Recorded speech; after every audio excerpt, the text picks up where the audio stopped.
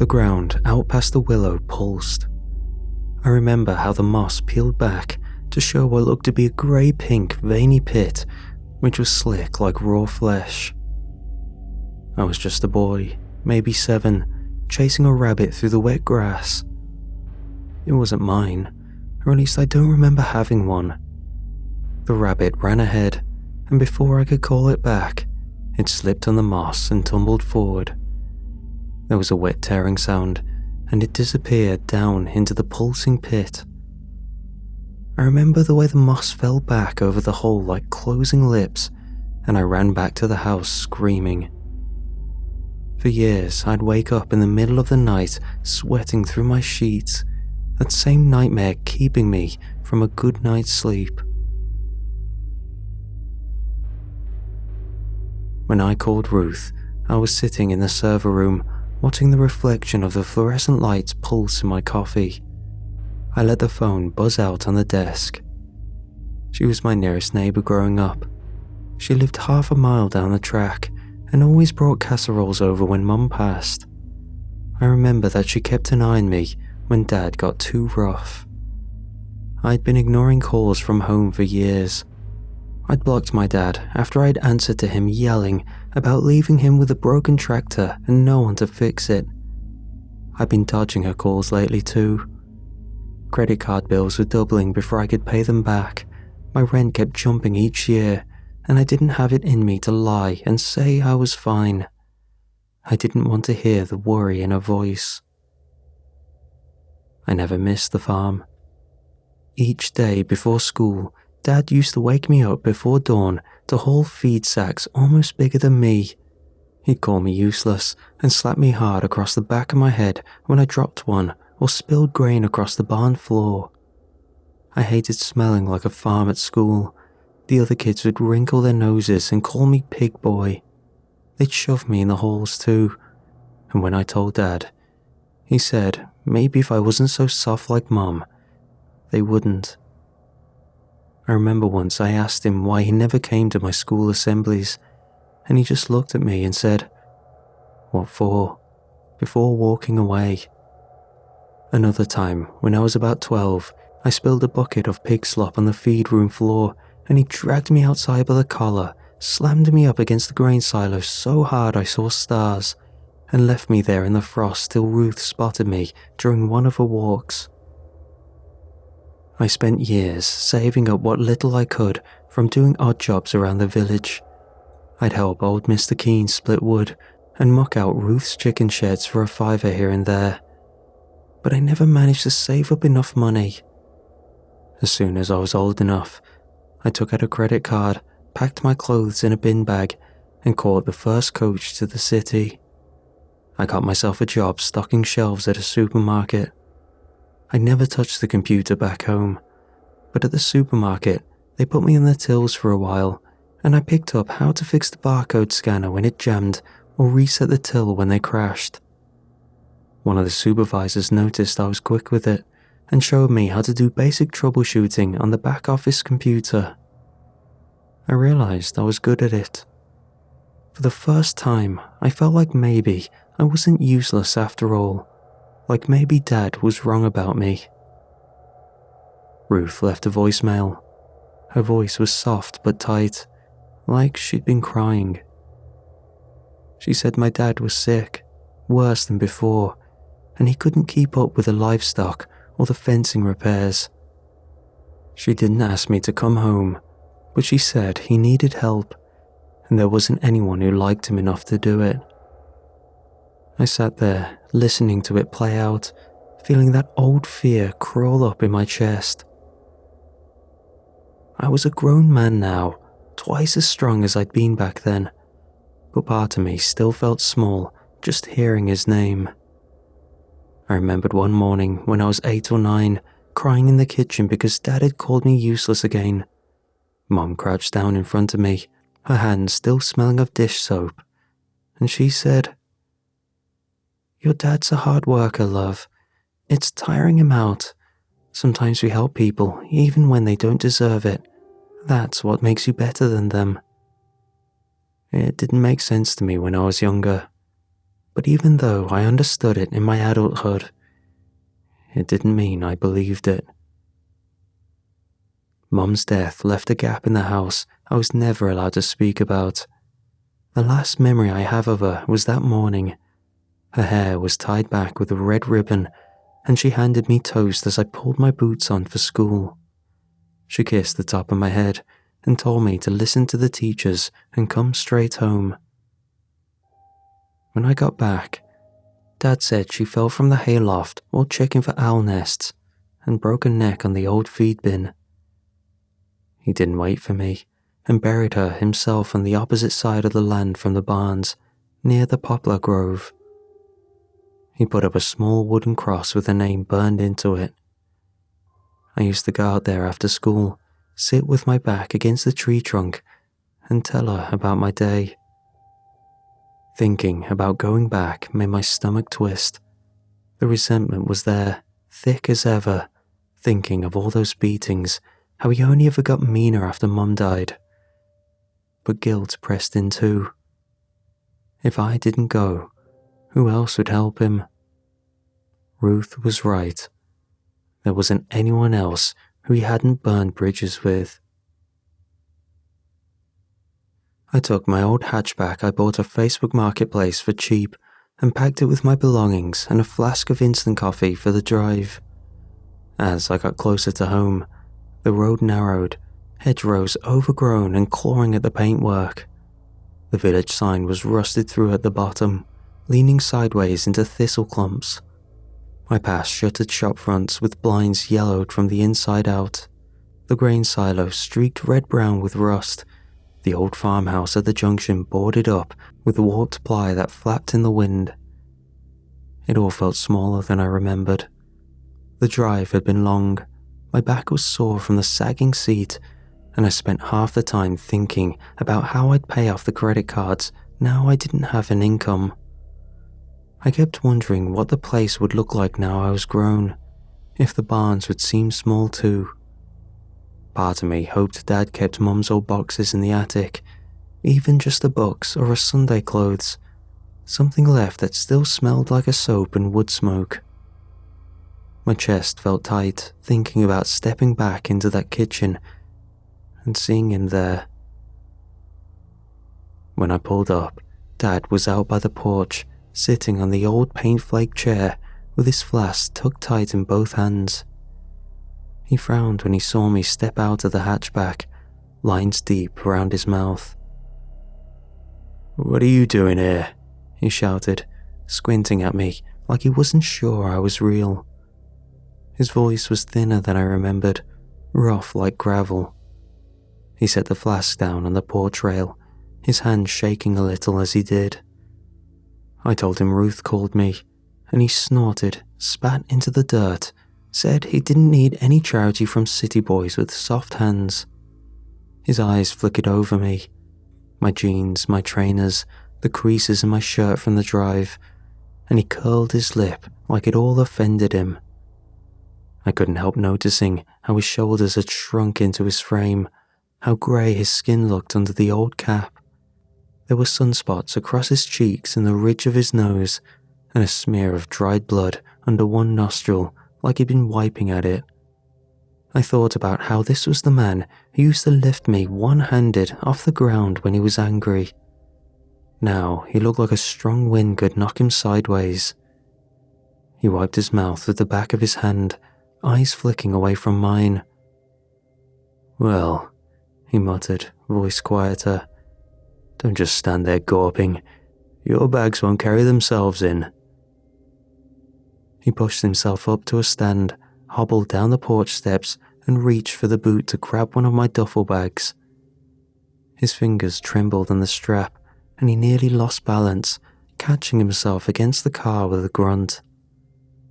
For a moment, I felt sorry for him, seeing how old and thin he'd gone. But the memory of him dragging me across the yard by the collar flared up sharp, burning the pity right out of me. I cleared my throat.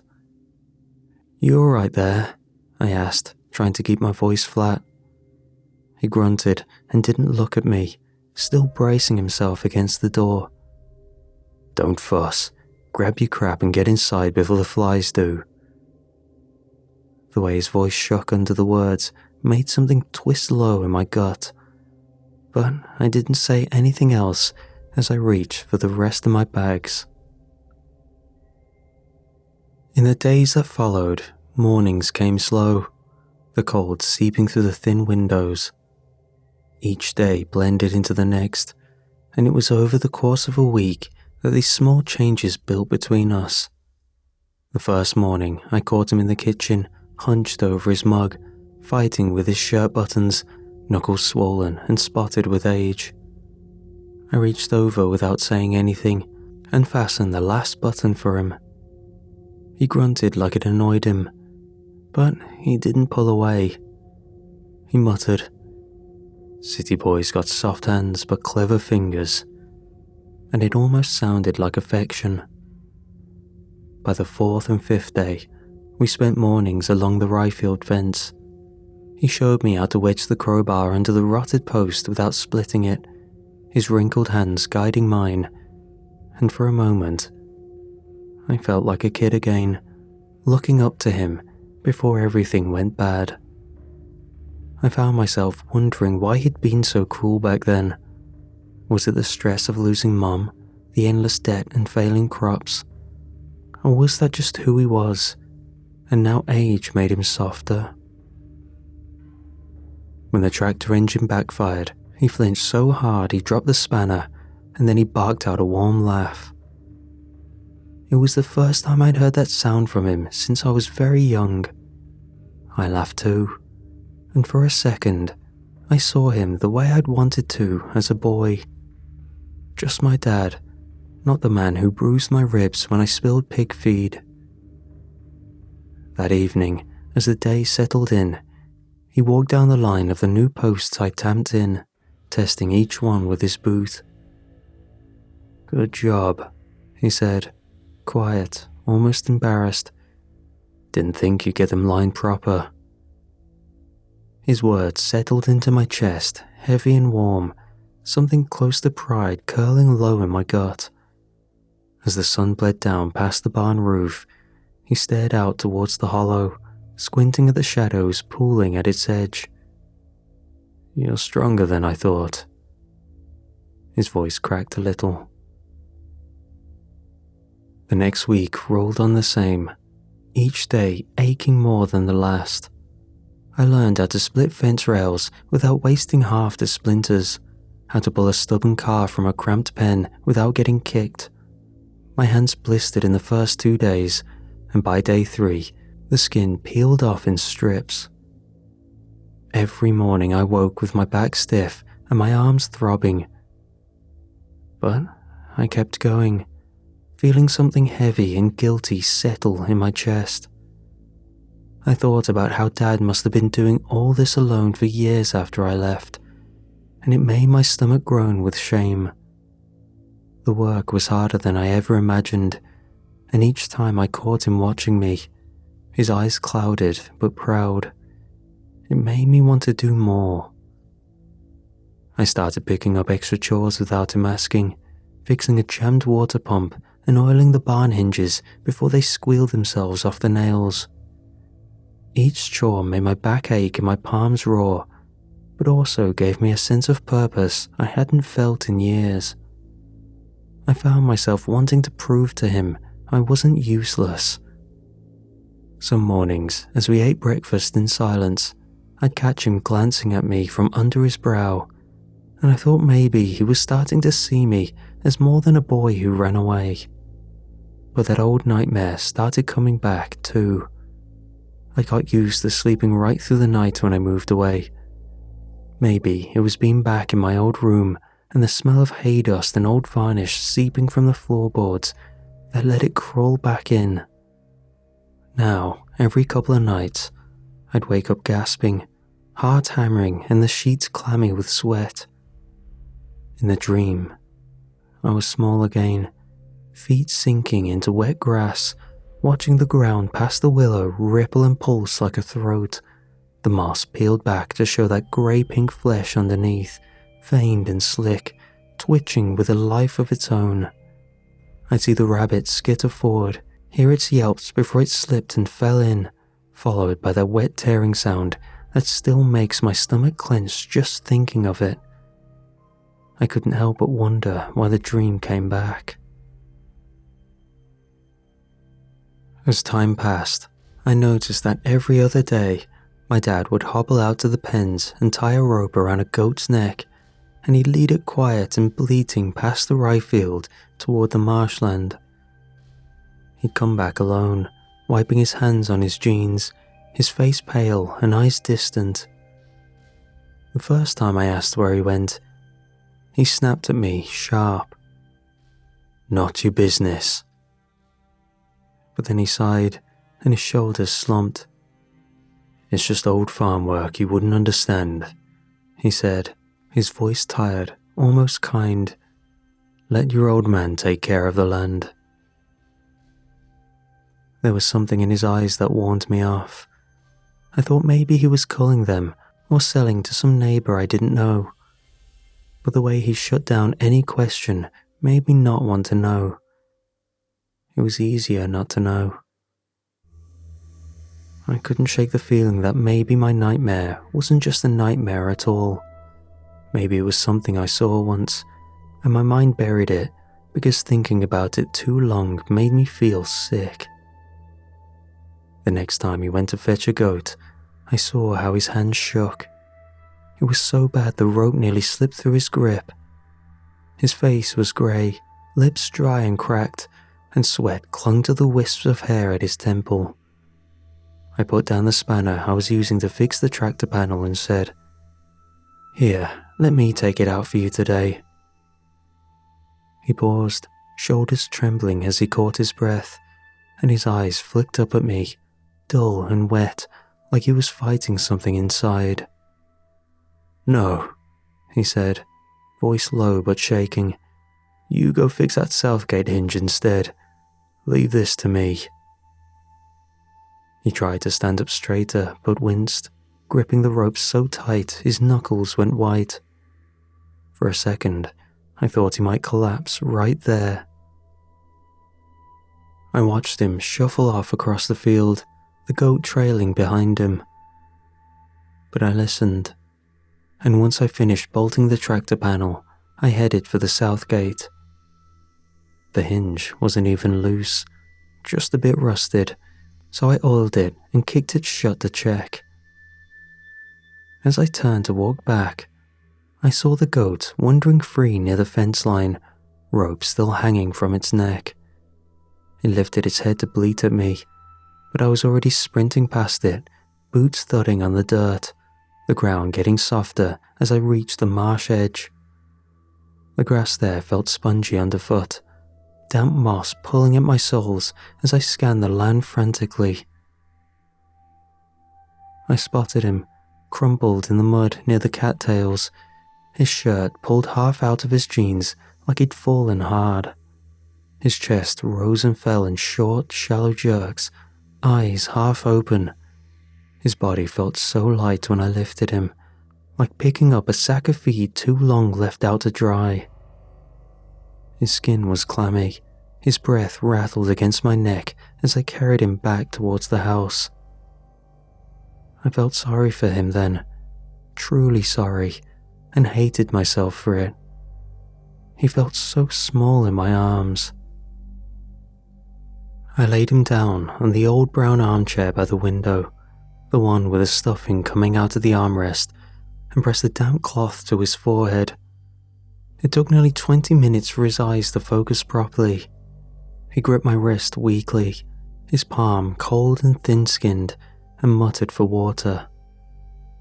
After he drank, his head sank back against the worn cushion. "My time is nearly over, boy," he rasped, staring past me at the ceiling. "It's time you knew about the land." He swallowed, his throat clicking dryly. "Back when you were little, before your mum." His eyes drifted shut, and for a moment I thought he'd fallen asleep, but then he drew a shuddering breath. "The land started failing. Crops rotted in the rows. Couldn't keep the feed barley from mold. Even the hens stopped laying.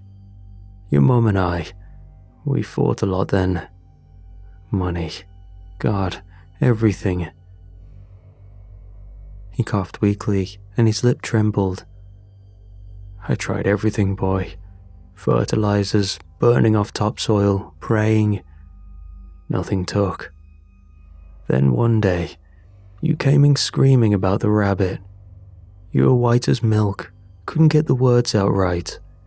You said the earth swallowed him up. I thought you were lying, but later that evening, I went out there, past the willow. I saw it, the moss all peeled back, the flesh underneath, veined, pulsing, like something alive. He paused, staring through me. After it ate the rabbit, the cell field came up green again, peas like fists. I didn't think much of it until a week later when the leaves yellowed overnight, and I thought maybe it needed feeding again. So I took an old billy goat, slit its throat right over that hole, and threw it in. His voice cracked, a pathetic, thin sound. The next day, the wheat stood tall, barley heads thick. The land came back to life. And that's how it's been. The land feeds us, we feed it. Your mum, she didn't understand. His fingers loosened around my wrist as his breathing eased the shallow rattles, eyes closing, mouth slack. He stayed quiet for a long minute, eyes half shut. Then his brow pinched. I tried other things, you know, he muttered, voice hoarse. Roadkill, rotted hog carcasses, dead crows I found in the yard. Thought if it wanted meat, it wouldn't matter. But every time I fed it something old, the land turned sour. Crops came up yellow, the barley rotted in the head. It needs fresh blood, boy. Warm, just killed or still kicking. The first time I realized that was when a calf was born twisted with its guts half out. I didn't want it to suffer, so I slit its throat out by the marsh and threw it in. The next day, the clover field came up thick as wool. That's how I knew. It isn't just any meat. It's got to be alive, or near enough.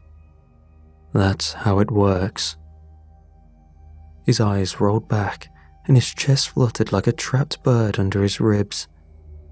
I sat there watching him, that awful pulse of pity and disgust throbbing under my ribs.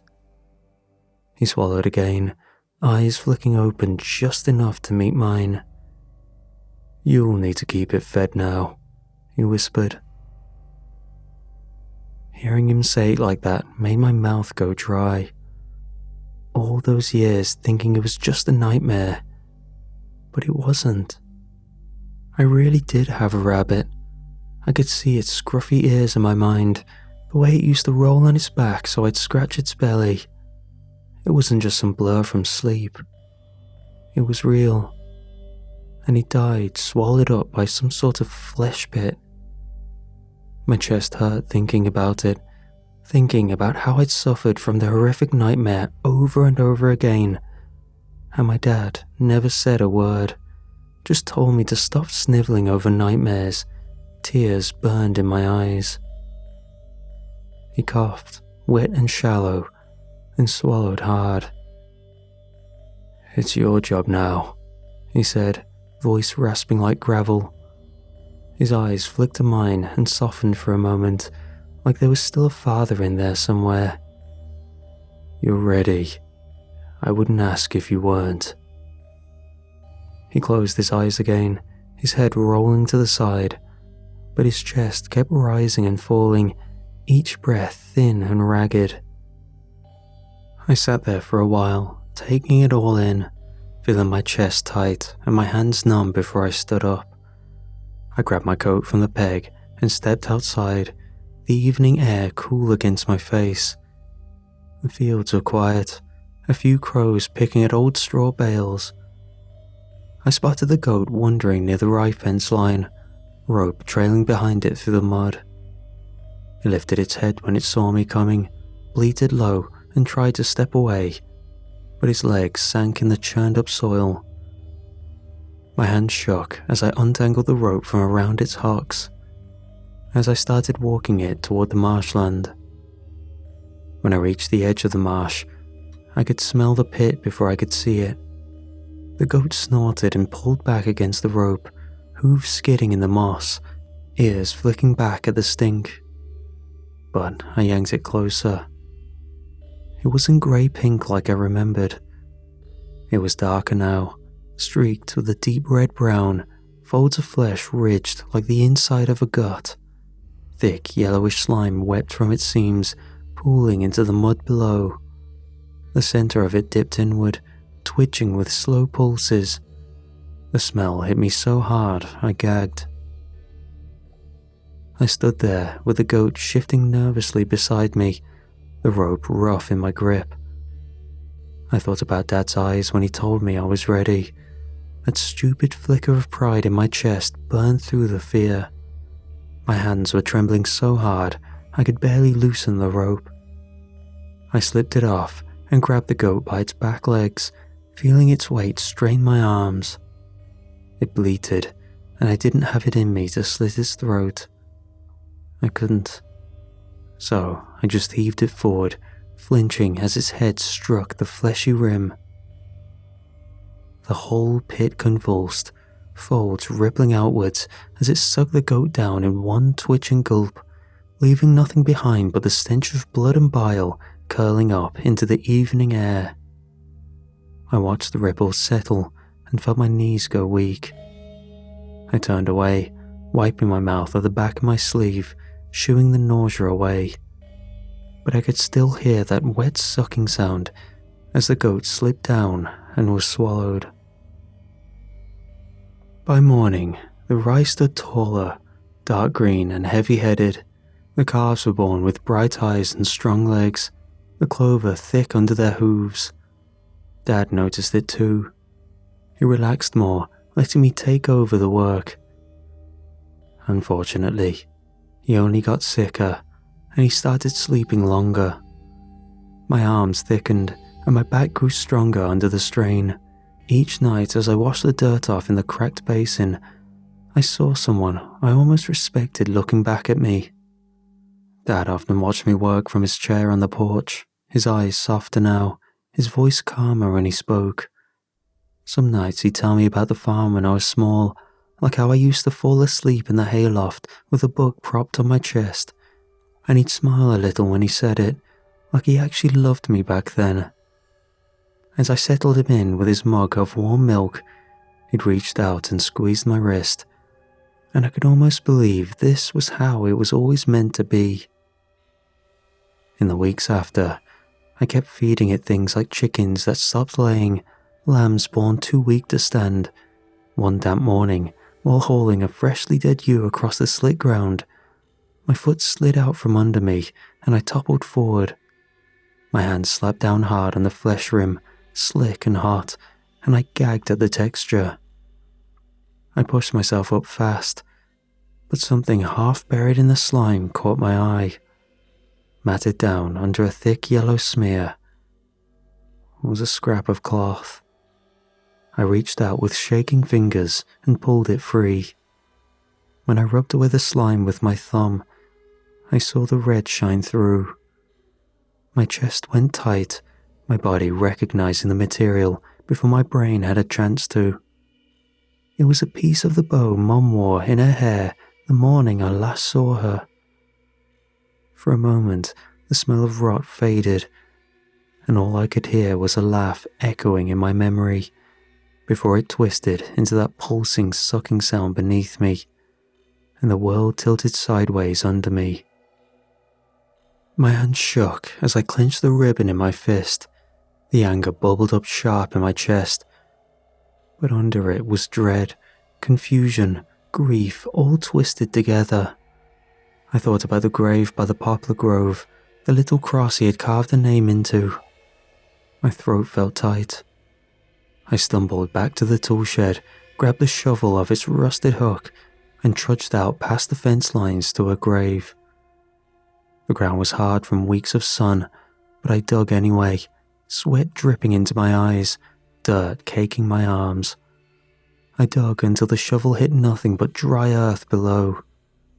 There were no bones or coffin. The anger built up hot behind my eyes, and I felt my teeth clenched so tight my jaw ached. All those years of being called useless, all those bruises and the fear and the small kindnesses that never made up for it. I felt the rage burn up through my chest, molten and unstoppable. He murdered her. He murdered my mum. The bow was warm in my grip from my sweaty, shaking hands as I stormed back to the house. The door slammed open against the peeling wall. He was in his chair, the old TV flickering shadows across his face, eyes glazed and distant. He looked up slow, blinking at me like I'd woken him from a dream. I held the soiled ribbon out, my voice trembling with fury. "I know what you did," I boomed. "I know you killed her. Why? Why the hell would you do that?" He looked at the bow in my hand, then back up at me, eyes tired and hollow. He let out a long, ragged sigh and slumped deeper into the chair. "We were running out," he rasped, his voice like dry gravel. "No cows left, barely any sheep. Your mum, she wouldn't let me take the horses. She kept praying, thinking God would fix it. But the crops were rotting. The bank was calling every week. We were finished." I stared at him, heart pounding so hard it hurt. "She didn't understand," he croaked, eyes going glassy. "She said we'd leave, sell the place. But this land, it's in my blood. My father's, his father's before him. I couldn't just let it die. She said I was losing my mind, that it was just rot, just bad weather, nothing to do with the land wanting blood. She said she was taking you and leaving. She said she'd call the police if I tried to stop her." His breathing grew shallow, rattling in his chest. "I didn't plan it," he whispered. I couldn't let her take everything. I pushed her. She was standing near the loft opening, yelling at me. She stumbled back, slipped right through, fell down onto the feed bin, broke her neck. I thought if the pit took her, maybe it would fix the barley, the mold, the animals starving in their pens. So I dragged her out there. He blinked, tears streaking down his stubbled cheeks. "She would have forgiven me," he muttered. "She always forgave me." Something inside me snapped. My vision went hot and dark. I took a step forward, my breath ragged. "No," I spat, voice sharp enough to cut glass. "That's a lie." He flinched. "You don't understand," he said, voice cracking, as if he was arguing with himself just as much as me. "This farm was all I had left. This land has always been my life. If I lost it, what was left for me? Nothing." The anger in me boiled over then, furious and cruel. I grabbed his wrist, pulling him upright despite his protests, feeling how frail and light he'd become. "You murdered her. You murdered everything good that was left." I grabbed his wrist. His skin felt thin. He gasped as I yanked him upright. His legs buckled, nearly dropping him back into the chair. But I held him up, feeling how light he'd become. "And now you want me to keep feeling this nightmare, like it's some family duty?" My voice rose, sharp with disgust. "Fine, Let's feed it." He shook his head weakly, tears dripping from his chin. Don't do this, lad," he wheezed. I began pulling him towards the door. There was a slight resistance, but nothing I couldn't overpower. He stumbled, legs barely holding him up, and when we reached the porch steps, he lost his footing, collapsing hard onto the rough wood. I dragged him down the stairs, skin scraping against splintered planks. He groaned in pain while gasping to catch his breath. But I kept going, dragging him through the mud, his worn shoes leaving smears in the soil as he tried to push against the ground and free himself from my grip. He twisted and strained, a broken thing fighting a losing battle. But I had no mercy. The cold marsh air bit in my face as we neared the pit, and I could feel his ragged breaths hitched with panic. His eyes met mine, pleading and wild, but the fury that fueled me was a tide too strong to hold back. "Why?" I shouted as I dragged him forward. "Why did you hate me so much after she was gone? Was it guilt, or just the land telling you what to do?" His eyes flicked up to me, wide and glistening with tears. "I don't know," he whispered, voice breaking like snapped twigs. "I don't know." We reached the pit, the ground soggy beneath my boots, soft and slippy. The pit waited there, that sick pulse steady beneath the surface. He leaned on me, fragile and worn. I hauled him upright one last time. He trembled in my grasp, his body weak and brittle. His skin was pale and clammy, veins standing out like dark cords beneath the thin flesh of his hands. He gasped, struggling for breath, a rattling wheeze that tore through the stillness. His eyes flickered, wild and pleading, filled with a desperate, fading life. I shook, muscles tight with fury. "Please," he whispered, trembling in my grip and voice ragged. "I'm your father." I looked him in the eye, voice cold and hard. "What did Mum say? Did she beg you too? Did you give her any mercy?" He tried to look away, but I tightened my grip, forcing him to meet my eyes. Tears welled, mixing with snot as his shoulders heaved in silent sobs. "No," he sputtered. The word was so small, so final. She deserved so much more. I shoved him forward. He stumbled, caught for half a second on the fleshy rim, then slipped into the pit. It clung to him, dragging him down inch by inch. His arms flailed, nails scraping uselessly at the veined walls as the pit swallowed him whole with a wet, sucking sound.